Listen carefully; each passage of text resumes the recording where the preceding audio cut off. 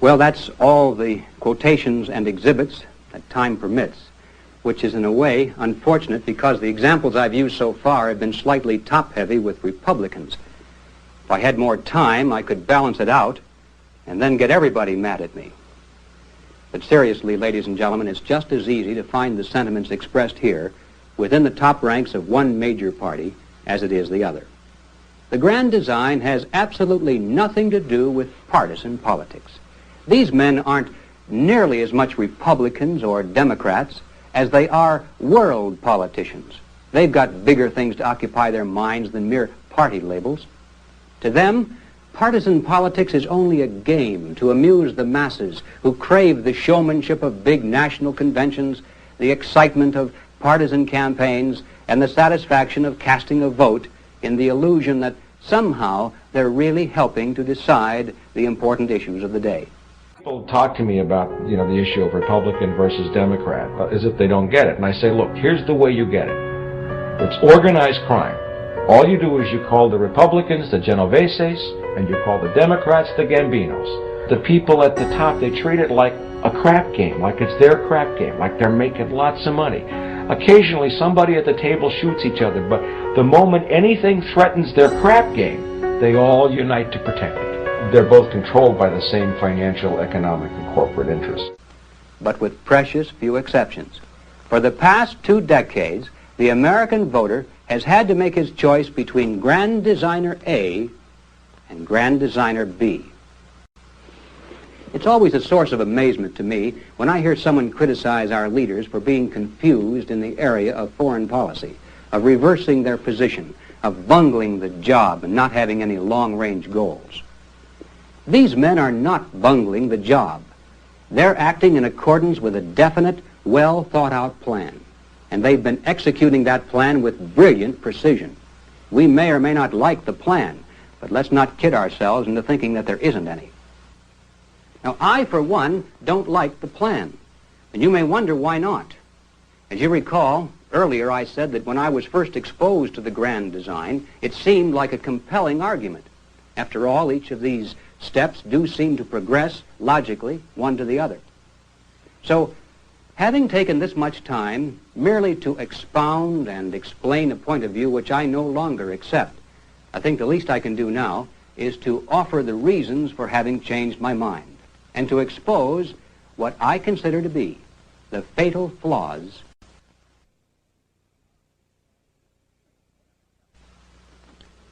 Ladies and gentlemen, there are at least 2 major fallacies that need to be understood if we're to overcome the arguments of containment, coexistence, accommodation, and ultimate merger with world communism.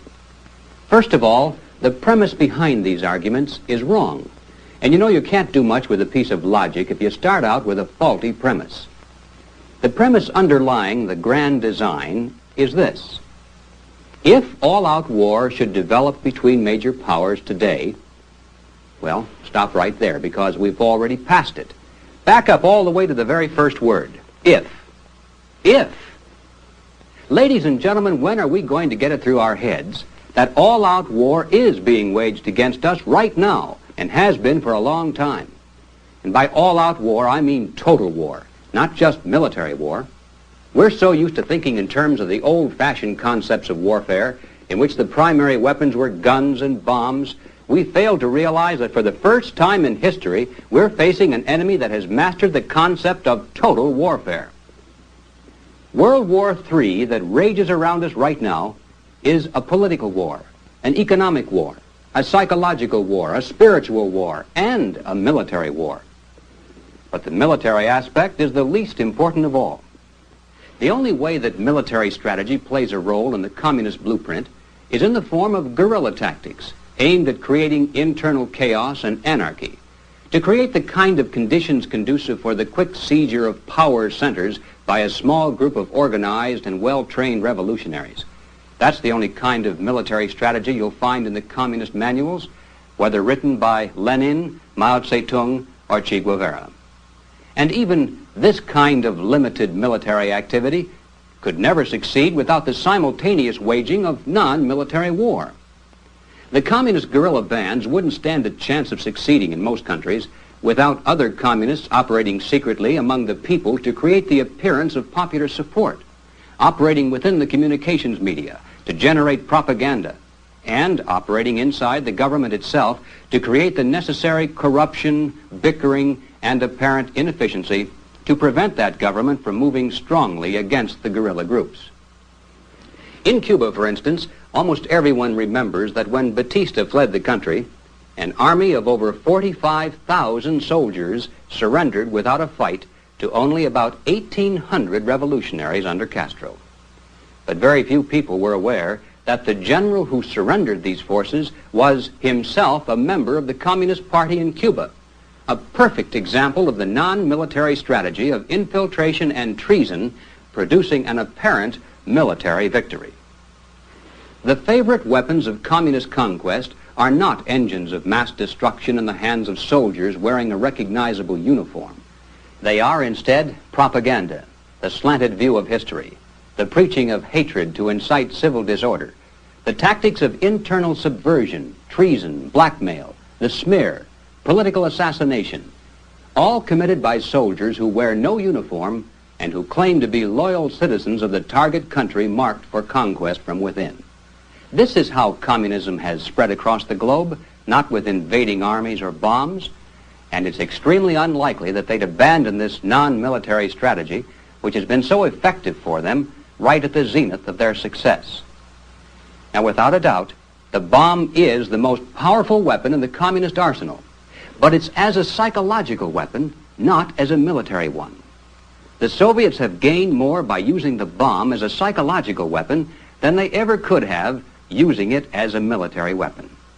Under the constant threat of nuclear annihilation, we've accepted concessions, compromises, and defeats one after another, which would have been unthinkable without that specter of a giant mushroom cloud fixed deep in our subconscious. We cannot wait for the final proof, the smoking gun, that could come in the form of a mushroom cloud.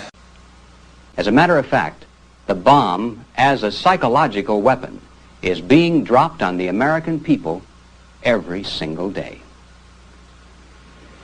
Movies such as On the Beach, 7 Days in May, Dr. Strangelove, Failsafe, Planet of the Apes. These well-produced and entertaining movies have done really a professional job of strengthening, subconsciously at least, the premise of the grand design. Motion pictures, of course, aren't the only source of this conditioning of the public mind. Radio, TV, books, magazines, and newspapers have all played more than their part. The point is that the motion picture producers, the TV commentators, and the publishers who are so creative in their ability to convey to us all the horrors of death under a nuclear bomb, for some reason never get around to portraying the fact that there are other horrible ways to die. We're shown the mushroom cloud, but not the mass graves or the torture devices that exist behind the iron and bamboo curtains. We're shown the charred bodies at Hiroshima and Nagasaki, but not the emaciated bodies of the living dead in Soviet concentration camps, or the mutilated corpses of innocent civilians hacked to pieces by communist terrorists in one country after another. It's not that there aren't pictures like this, it's just that we're seldom allowed to see them, or be reminded of them through the accepted channels of mass communication. Now, here are just two examples out of many that could be offered. Two documents that have been readily available for a long time. They contain material which almost has been totally denied to the American people. The first is a government pamphlet entitled "Lest We Forget," a pictorial summary of communism in action. It consists primarily of photographs smuggled out of Eastern Europe, providing documentary proof of communist atrocities committed in those lands in order to liquidate anti-communist opposition and to terrorize the people into submission. Now, there's no professional touch here, but the pictures still tell the story. We have the mass graves, the soundproof torture chambers. We need a policy on torture, and it should be established soon before the next terrorist attack makes reasonable discussion impossible. The policy needs to be blindingly simple. Torture is always illegal, and those who use it will always be prosecuted. There's a back door, a weasel clause, if you will, there always is, but I'll get to that in a moment. We thought we had a policy. President George W. Bush stated it with commendable clarity during a visit to Panama in 2005. We do not torture. That turned out to be untrue. Waterboarding, for example, is a euphemism that's been with us for only a few years. The technique of simulated drowning, however, has a long and notorious history dating back to at least the Spanish Inquisition. When American soldiers used the technique in the Philippines more than 100 years ago, the euphemism of the day was the water cure. At any time and by any name, it was torture. Some prisoners of the Khmer Rouge, shackled hand and foot, broke bones in their wrists and ankles, so great were their struggles to escape the agonies of simulated drowning. Interviewer Scott Hennon of radio station WDAY was probably unaware of that historical trivia when, in 2006, he had this exchange with then Vice President Dick Cheney. Would you agree a dunk in water is a no-brainer if it can save lives? Well, it's a no-brainer for me, but for a while there I was criticized as being the vice president for torture. We don't torture. That's not what we're involved in. Well, we were involved in it, almost certainly will be again. And rather than debating how many angels can writhe on the head of a pin, we should establish procedures that will, at least, minimize its use. Defining torture should be relatively simple. If we object to a technique being used on a captured American, we shouldn't use it either. We also know that there are times when extraordinary circumstances, what is sometimes called the ticking time bomb scenario, will lead to the use of torture no matter what our public claims. Having said that, torture should be clearly and unambiguously against the law, as it is for those who safeguard our homes and streets domestically.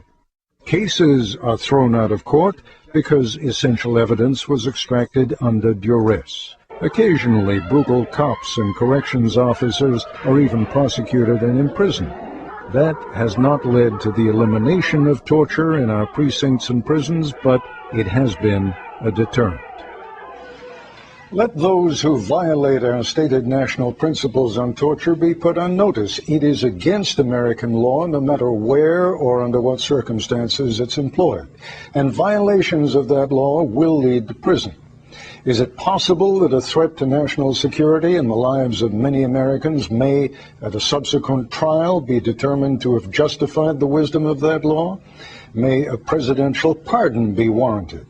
Perhaps, but moral clarity and America's standing in the world demand that the burden of proof be on those who can find no alternative to torture.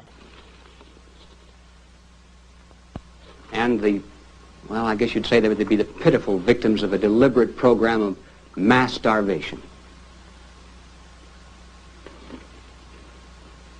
You know, it's actually hard to believe that these children, even down to age 2, were starved in this fashion in communist forced labor camps.